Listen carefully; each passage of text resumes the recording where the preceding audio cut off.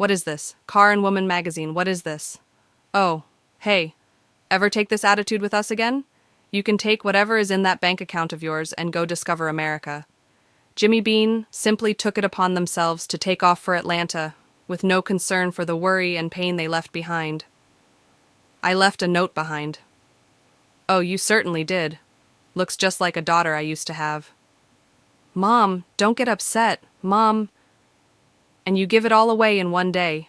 Apollo didn't just get hurt, he got killed. People get killed. One of the most hurtful things that ever happened to me was when my then husband looked at me and said, "Why don't you face it? You're just second string." Let me spill the story of one of television's most unforgettable women, Phylicia Rashad. She didn't just step into fame, she was destined for it. From her classy climb into the spotlight, to family roots so strong they shaped her entire future, to the messy bumps and whispers along the way, you're about to hear it all. And yes, there are juicy twists you probably never knew. So buckle up, this ride is going to be unforgettable.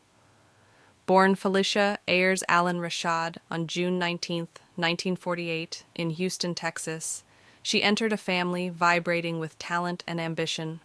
Her mother, Vivian Ayers, wasn't just a mom making sure homework was done.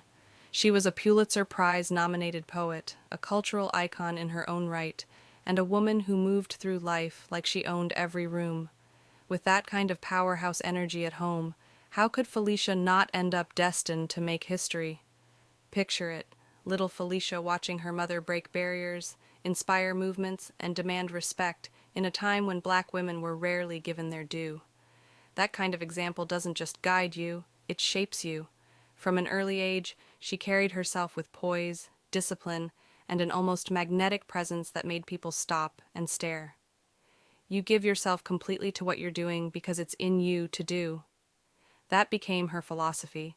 She wasn't just another girl from Houston. She was a storm in the making. With a mother like Vivian, there was no ordinary life waiting for her. The spotlight wasn't just an option, it was her inheritance. Growing up, Phylicia had an older brother, Andrew, nicknamed Tex, and a younger sister, the unstoppable Debbie Allen. Two powerhouse sisters under one roof, destined to shake the world. But here's the twist. You might not know they actually spent their early years in Mexico. Vivian Ayers made the bold decision to move her children out of segregated Houston in the 1950s, refusing to let racism poison their upbringing. Imagine that. A single Black mother in that era crossing borders to protect her children. That wasn't just parenting. That was warrior energy. Meanwhile, their father, Dr. Andrew Arthur Allen, worked as an orthodontist, ensuring the family lived solidly middle class and surrounded by books, art, and culture. Their home wasn't just a house. It was a launch pad. Still, life wasn't without cracks. Her parents divorced, and Vivian suddenly found herself raising the children alone. She carried herself with grace, but it was a struggle, yet the lessons stuck. Phylicia saw resilience, and she carried that resilience into her own future. Mexico gave her a gift, confidence in her identity. While segregation in Texas made her skin a target, in Mexico, she was celebrated for it. That affirmation shaped the woman she would become. Before Hollywood, Phylicia hustled. She faced rejection after rejection, but never quit. The industry wasn't rolling out the welcome mat for Black women, so she carved her own path, straight to Broadway. She lit up the stage in productions like Dreamgirls, proving herself as a powerhouse talent long before television came calling. Then, in 1984, the breakthrough came. The Cosby Show.